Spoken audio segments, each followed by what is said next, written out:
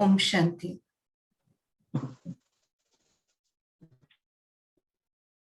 मैं 1 से 10 नंबर बोलूंगी और फिर हम साथ मिलकर एक यात्रा पर चलेंगे। जहां कहीं भी आप बैठे हैं, थोड़े अलर्ट होकर बैठ जाएंगे।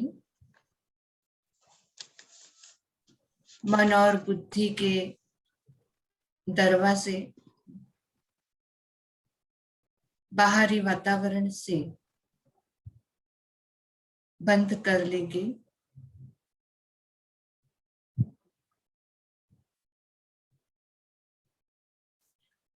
टेन, 9, 8, 7, 6, 5, 4, 3, 2 और 1।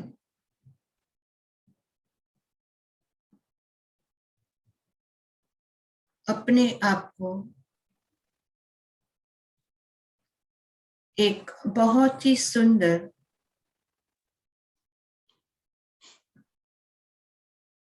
गार्डन में देखिए।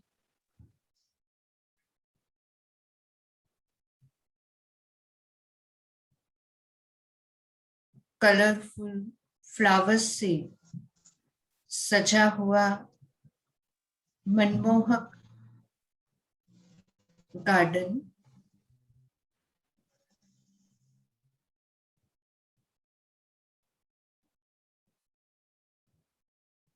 विभिन्न प्रकार के वैरायटी देश विदेश के सजे हुए फूल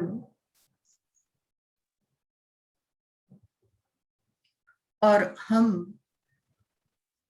उस गार्डन के अंदर चक्कर लगा रहे हैं।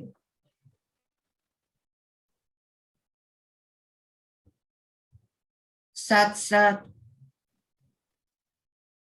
हम वहीं पर सूक्ष्म वतन से और परम धाम से बाप दादा को कंबाइंड कर कर आह्वान कर रहे हैं और बाप और दादा देखते ही देखते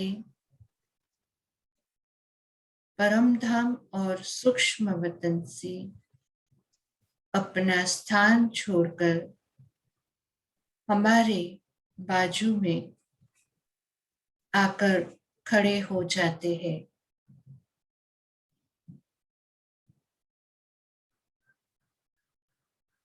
मैं आत्मा बड़े प्यार से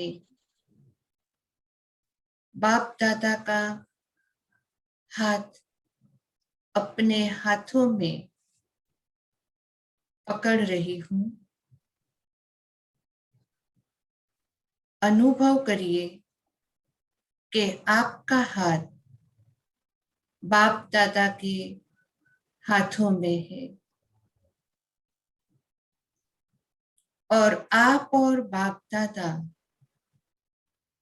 हाथों में हाथ लेकर साथ में इस गार्डन के मुख्य द्वार से अंदर जा रहे हैं।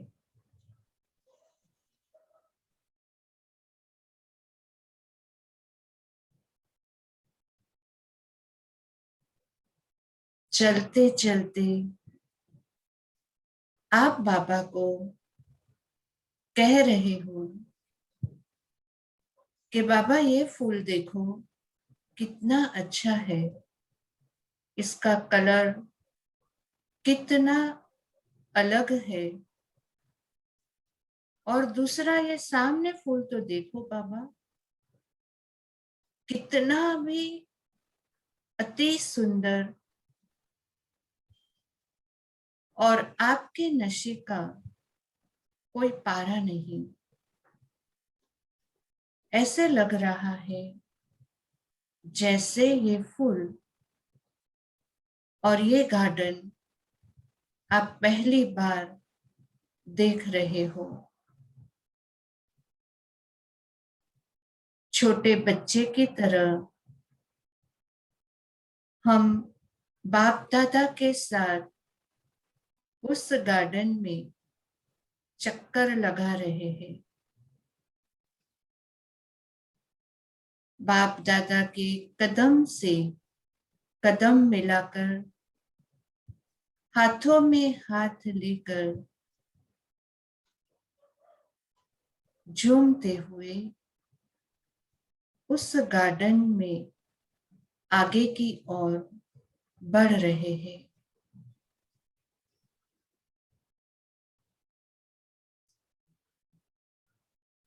एक जगह पर बाप दादा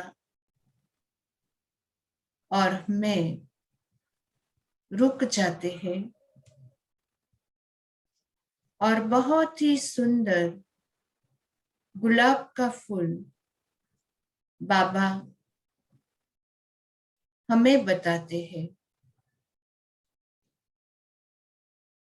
और मैं आत्मा उस गुलाब के फूल को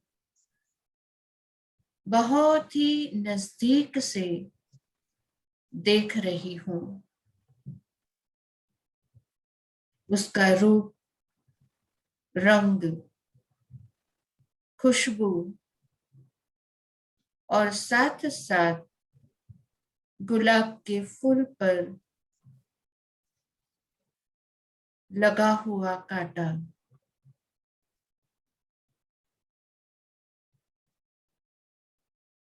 इस गुलाब के फूल को बहुत ही बारीकाई से मैं देखते हुए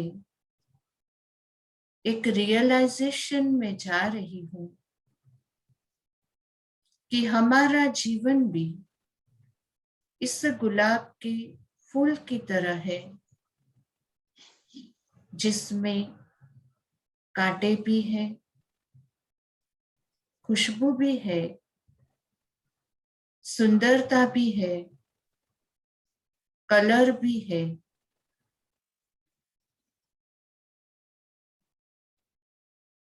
लेकिन इस सारे गुलाब के फूल में और मेरे जीवन में कांटों से ज्यादा और विशेषताएं भरी हुई है। जीवन कलरफुल है और जीवन में विभिन्न प्रकार की सुख, शांति, आनंद, पवित्रता, नम्रता, धैर्यता, शक्ति, गंभीरता, ये सब खुशबू भी है। और सामने बाप दादा बहुत ही प्यार भरी दृष्टि से हमें ऐसे निहार रहे हैं कि जैसे उन्होंने कोई दिव्य संदेश मुझ आत्मा को इस बगीचे के फूल के द्वारा दे दिया हो। और बाप दादा वरदानी हाथ को मस्तक पर रखकर अपने धाम में लौट चलते हैं।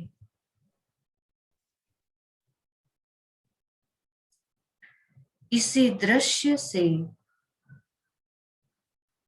मुझ आत्मा को बहुत ही सेल्फ रियलाइजेशन हो गई कि जीवन गुलाब के फूल की तरह बहुत ही सुंदर है। अगर जीवन में कांटे न हो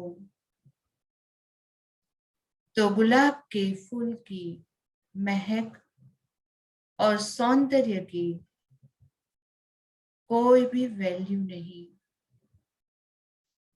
जब तक परिस्थितियां दुख न आए तब तक सुख और शांति की कोई भी वैल्यू नहीं है। और इसी डीप रियलाइजेशन से मैं गुलाब के फूल की तरह खिली हुई अपने जीवन में अपने भाग्य पर नाश करते हुए पूरे गार्डन का चक्कर लगा रही हूं और जहां जहां मेरी दृष्टि जा रही है वहां वहां मेरे मस्तक से पवित्रता और पॉजिटिविटी की किरणें सारे गार्डन में फैल रही है।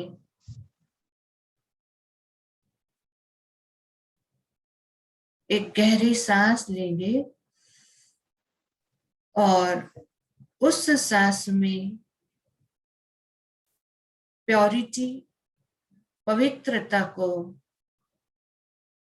शिव बाबा के किरणों से भरते हुए सांस को रिलीज करेंगे और प्रकृति को सदा के लिए पवित्र बनने रहने का, शांत और ऐसे ही मधुर बने रहने का मैं आत्मा वरदान दे रही हूं। आज खास पर्यावरण दिवस, एनवायरमेंट दिवस है और आज के दिन इसी गार्डन में खड़े होकर हम ग्लोब के ऊपर जाएंगे और ग्लोब के ऊपर खड़े रहकर सारी सृष्टि में जितने भी पेड़ पौधे, गार्डन, फूल, फल, सब्जियां, जहां जहां भी उग रही है उन सब को अपनी पवित्र मनसा से सकाश देंगे कि प्रकृति, पर्यावरण, एनवायरमेंट ऐसे ही पवित्र बना रहे।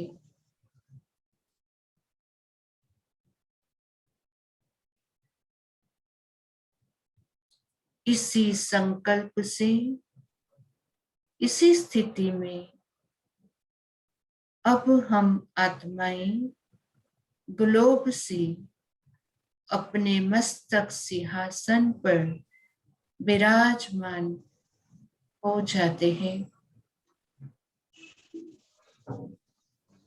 और हमारे मन और बुद्धि के साथ साथ सारे शरीर को प्योरिटी और पॉजिटिविटी से चार्ज करते हुए एकदम रेडी, स्टेडी और बाबा के मुरली के महावाक्य सुनने के लिए एकदम तैयार।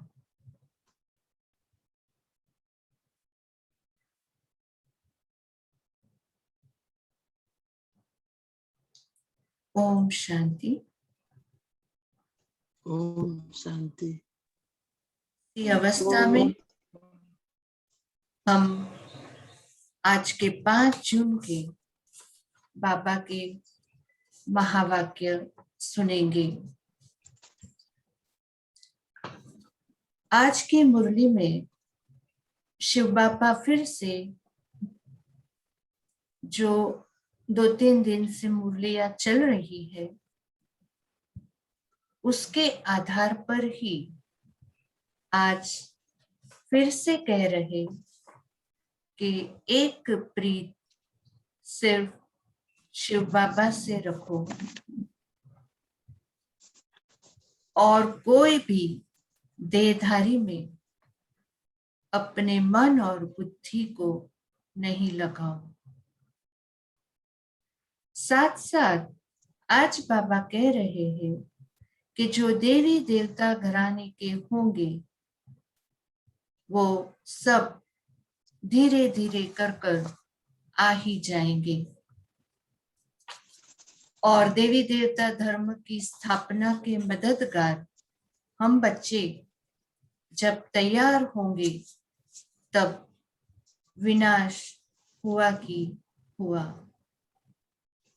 तो बाबा के महावाक्य सुनते हैं। 5 जून 2021 के बाबा के मीठे मधुर महावाक्य। मीठे बच्चे, पूरा वर्षा लेने के लिए एक बाप से पूरी प्रीत रखो। पूरा वर्षा लेने के लिए एक बाप से पूरी प्रीत रखो। तुम्हारी प्रीत किसी भी देहधारी से नहीं होनी चाहिए। तुम्हारी प्रीत किसी भी देहधारी से नहीं होनी चाहिए। आज का प्रश्न है, जो अपने देवी संप्रदाय के होंगे, जो अपने देवी संप्रदाय के होंगे, उनके सामने कौन से अक्षर घूमते रहेंगे? उनके सामने कौन से अक्षर घूमते रहेंगे? बाबा कहते, जब तुम उन्हें बताएंगे कि बाप को याद करने से विकर्म विनाश होते हैं, बाप को याद करने से विकर्म विनाश होते हैं और देवी देवता धर्म की स्थापना होती है। यह अक्षर उनके सामने घूमते रहेंगे। उनकी बुद्धि में आएगा हमें देवता बनना है। उनकी बुद्धि में आएगा हमें देवता बनना है, इसलिए हमारा खान पान शुद्ध होना चाहिए। देवी देवता का खान पान 56 भोग जो हम कहते हैं, बड़े बड़े मंदिरों में भी लगता है। तो बाबा कहते देवी देवता का खान पान एकदम शुद्ध होता है। तो ऐसे ही हमारा खान पान भी एकदम शुद्ध होना चाहिए, पवित्र होना चाहिए, पापा की याद में रहकर बनाया होना चाहिए। हमें धीरे धीरे कर कर हमारे खान पीन की शुद्धि बहुत ही बड़े उमंग से करनी है।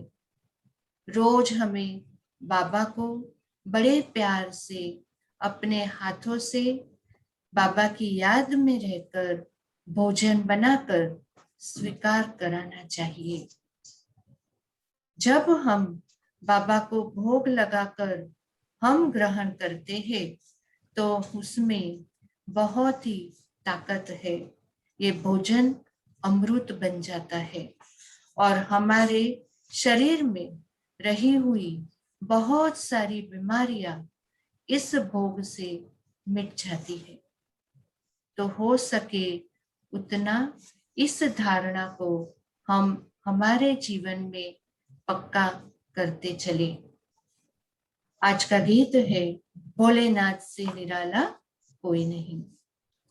ओम शांति। भोलेनाथ के बच्चे सुन रहे हैं। किससे सुन रहे हैं? भोलेनाथ से। भोलानाथ शिव को ही कहा जाता है, उसका नाम है शिव। भोलेनाथ के बच्चे अर्थात शिव के बच्चे। आत्माएं सुन रही है इन कानों से। अभी तुम बच्चे आत्म अभिमानी बने हो। तो मुरली सुनते समय भी हमारी स्टेज क्या है? आत्म अभिमानी। बाबा कहते बच्चे टेप पर भी मुरली सुनते हैं तो समझते हैं शिव बाबा हमको अपना परिचय देते हैं। मैं सभी आत्माओं का बाप हूँ, जिसको तुम परम पिता परम आत्मा यानी परमात्मा कहते हो। उनको सदैव फादर ही कहेंगे। कौन कहते हैं कि वह फादर है? बाबा कहते, आत्मा कहती है। शरीर के माता पिता अलग है और आत्मा के माता पिता अलग है। इसीलिए आत्मा कहती है कि शिव बाबा मेरा फादर है। आत्मा को अब ज्ञान मिला है और कोई मनुष्य मात्र को यह ज्ञान ही नहीं है। हम आत्मा को दो बाप है। हम आत्मा को दो बाप है, एक हमारे शरीर के माता पिता और दूसरा आत्मा के माता पिता। लेकिन जब इस संगम युग पर हम मम्मा बाबा के बन जाते हैं तभी हमारे तीन बाप हो जाते हैं, है ना? एक लौकिक पिता जो शरीर का है, एक परम पिता परमात्मा जो आत्मा का है, और तीसरा अलौकिक फादर ब्रह्मा बाबा जो हमें आत्मा और परमात्मा का मिलन कराता है। तो बाबा कहते आपको दो बाप है, एक साकार है और एक निराकार। वह परमपिता है, यह समझानी और कोई दे न सके। बाप के सिवा और कोई यह कुछ भी न सके, है ना? हम ऐसा किसी जाको अभी बताएंगे नहीं आज के आपके दो बाप है, लोग मूंझ पड़ेंगे। तो पहले हमें अच्छे से आत्मा का परिचय देना है, परमात्मा का परिचय देना है, और तब हम ये बात कह सकते हैं। बाप ही पूछते हैं तुम जो कहते हो परम पिता परमात्मा गॉड फादर, वह तुम किसके लिए कहते हो? यह लौकिक बाप के लिए या पारलौकिक के लिए? बाबा कहते लौकिक फादर को गॉड फादर कहेगी।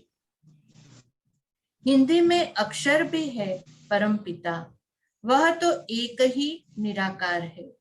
ईश्वर प्रभु व भगवान कहने से बाप सिद्ध नहीं होता। देखो हमने भी अनुभव किया होगा, जब भी हम गॉड ईश्वर भगवान कहते हैं तो एक कनेक्शन नहीं मिलता है, बट जब भी हमने बाबा कहा तो एक हमको कनेक्शन मिला, हमारा संबंध जैसे भगवान से जुट गया, एक अपनापन मिला, है ना?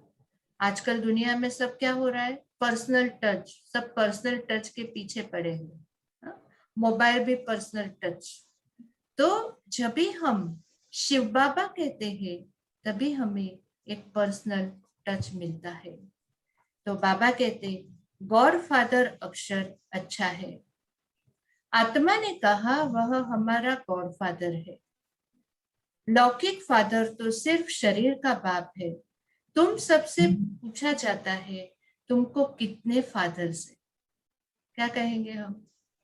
ऐसे एक फादर। जब भी कोई दुनिया में पूछता है तो कहना पड़ता है एक फादर। जब भी हम प्रदर्शनी समझाते हैं, कोर्स लेते हैं, तो कहते हैं 2 फादर। और जब भी जिसको कोर्स कराया वो लास्ट डे जब भी उन्हें हम हिस्ट्री सुनाते हैं, तभी हम उन्हें बताते हैं कि ये हमारे अभी तीसरे फादर है। तो बाबा कहते तुम क्या कहोगे? बाबा कहते हम कहते हैं कितने फादर्स है? तो बाबा कहते एक है लौकिक और दूसरा है पारलौकिक। दोनों में बड़ा कौन? जरूर कहेंगे पारलौकिक फादर। उनकी महिमा है, सब पतितों को पावन बनाने वाला पारलौकिक बाप है। यह भी अभी तुम समझते हो, दुनिया में यह कोई भी नहीं समझते। बाप ने समझाया है, तुमको पारलौकिक बाप से प्रीत है।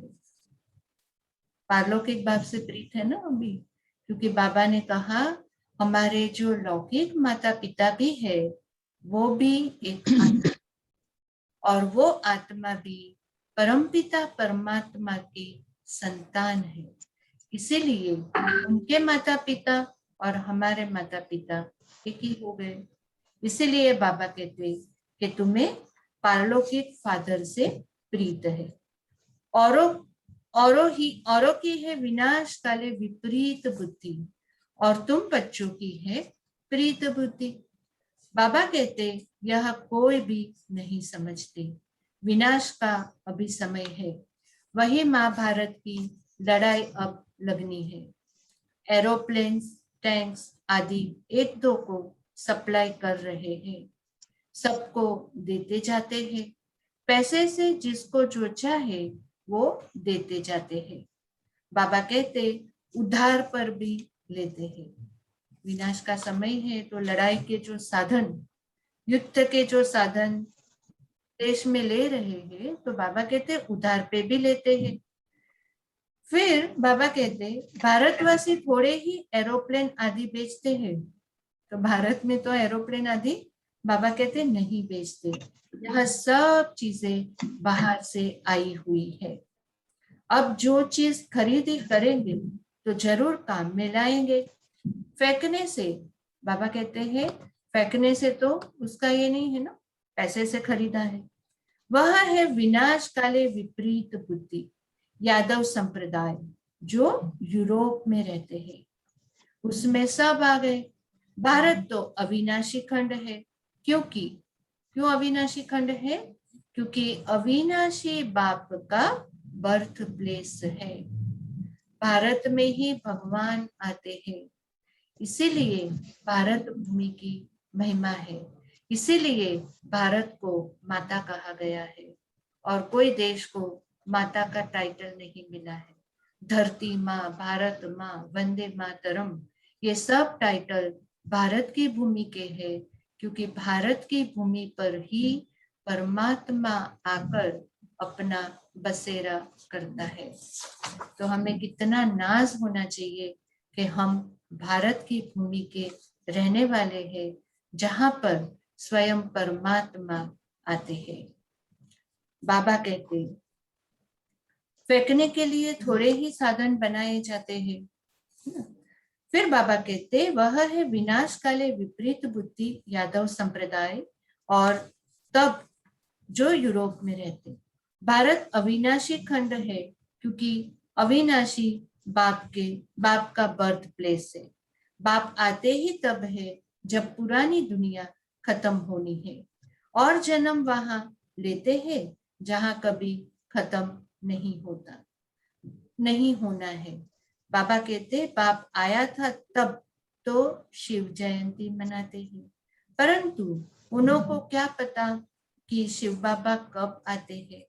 आते भी उस समय है जबकि विनाश के लिए तैयारियां होती है। अब बाप कहते वह है यूरोपवासी यादव संप्रदाय, जो सतयुग में होते नहीं, न बुद्धि न क्रिश्चियन आदि होते हैं। अब बाप कहते हैं उन्हों की है विनाश काले विपरीत बुद्धि, क्योंकि परमात्मा बाप को सर्वव्यापी कह देते हैं ना। तुम हो विनाश काले प्रीत बुद्धि।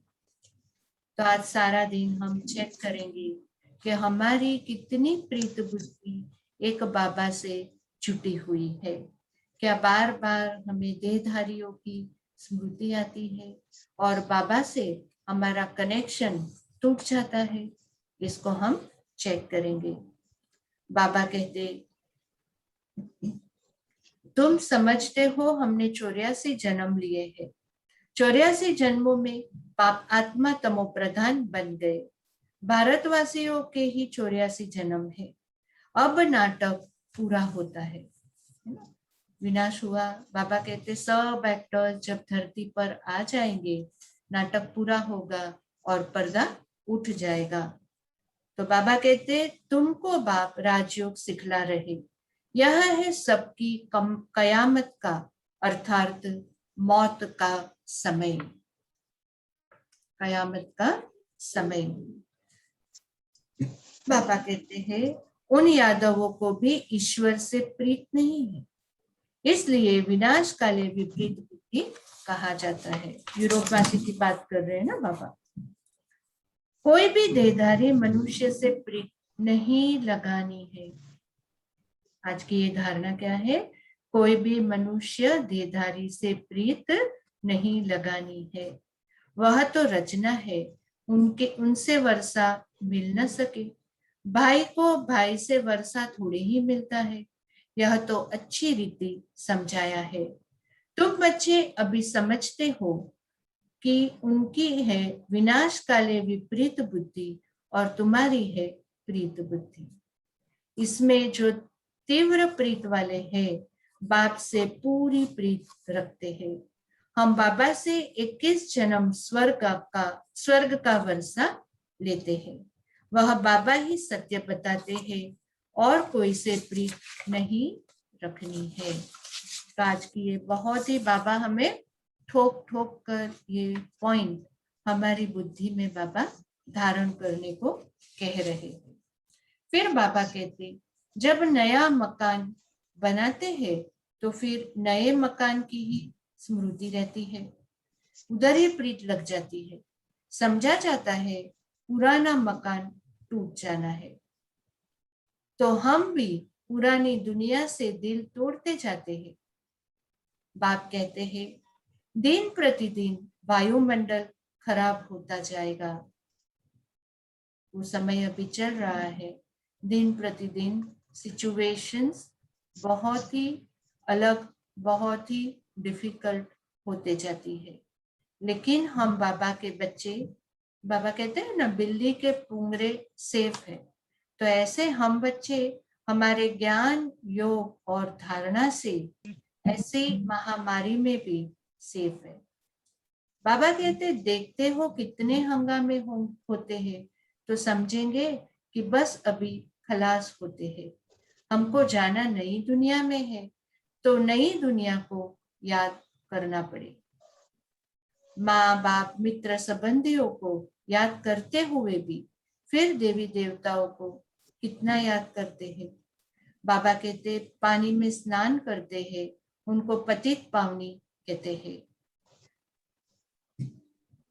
दिखाते हैं तीर मारा और गंगा निकल आई। गंगा जल मुख में देते हैं, समझते हैं थोड़ी भी गंगा अगर मुख में जाए तो मुक्ति को पा लेंगे। बाप कहते यहाँ है ज्ञान की बातें, तुम थोड़ा भी ज्ञान सुनते हो तो फल मिल जाता है। हा? थोड़ा भी सुना तो फल मिलेगा। क्या फल मिलेगा? सतयुग में तो हम जा ही सकते हैं। तो बाबा कहते हैं नहीं, वह तो मीठा पानी है। सॉरी, बाबा कहते यह ज्ञान सुनने की बात है, अमृत पीने की चीज नहीं है। यह नॉलेज है। ऐसे नहीं समझो कि भोग के दिन अमृत पिलाते हैं। नहीं, वह तो मीठा पानी है। बाकी यह है ज्ञान की बातें। बाबा स्वयं परम धाम से ब्रह्मातन द्वारा हम बच्चों को आकर रोज मुरली के द्वारा ज्ञान अमृत पिलाते हैं। तो बाबा कहते ज्ञान अमृत की बात करती। बाप आकर कांटों से फूल बनाते हैं। यह सृष्टि चक्र कैसे फिरता है, कौन 84 जन्म लेते हैं, सब तो ले न सके। बाबा कहते पहले पहले भारतवासी ही आते हैं, पहले पहले भारतवासी ही आते हैं। जो देवता थे वही 84 जन्म भोग पतित बन जाते हैं। बाप आकर फिर कांटों से फूल बनाते हैं। बाबा कहते हैं मनुष्य देह भान में आकर 5 विकारों में फंस पड़ते हैं। अब है रावण राज्य, सतयुग था देवी राज्य। शिव बाबा ही स्वर्ग की पूरी रचना रचते हैं। सूर्यवंशी लक्ष्मी नारायण का राज्य था। अभी तुम जानते हो स्थापना हो रही है। बाबा कहते हैं स्थापना अभी हो रही है और तुम्हारी विनाश काले प्रीत बुद्धि है, इसलिए विजयी हो। सारे विश्व पर तुम विजय पाते हो, यह अच्छी रीति याद रखिए। हम भारतवासी तो अभी कलयुग में है, फिर बदलकर स्वर्ग में जाएंगे। पुरानी दुनिया को छोड़ना है। यह विकारी संबंध, इसको बंधन कहा जाता है ना। जितना हमारा संबंध होते रहता है तो बाबा कहते हैं ये संबंध में क्या हो जाता है, बंधन हो जाता है, मोह माया में हम फंस पड़ते हैं। इसीलिए बाबा कहते जो जास्ती समझते वही होशियार है। बाप को सृष्टि चक्र को जान औरों को समझाते हो, वही ऊंच पद भी पाते हैं। सर्विस कम करते हो तो पद भी कम पाएंगे। बाबा कहते पतित दुनिया, पतित तो सारी दुनिया है, हर एक को पतित से पावन होने का रास्ता बताना है और कोई उपाय नहीं है, क्योंकि सब भूले हुए हैं, भगवान को भूले हुए हैं, घर को भूले हुए हैं और भटक रहे हैं। तो उन अंधों को, जिनको ज्ञान नहीं है, उनको हमें ज्ञान की रोशनी देनी है। याद से ही विकर्म विनाश होंगे। जो देवी संप्रदाय के होंगे उनके सामने यह अक्षर गूंजेंगे और समझेंगे यह ठीक बात है।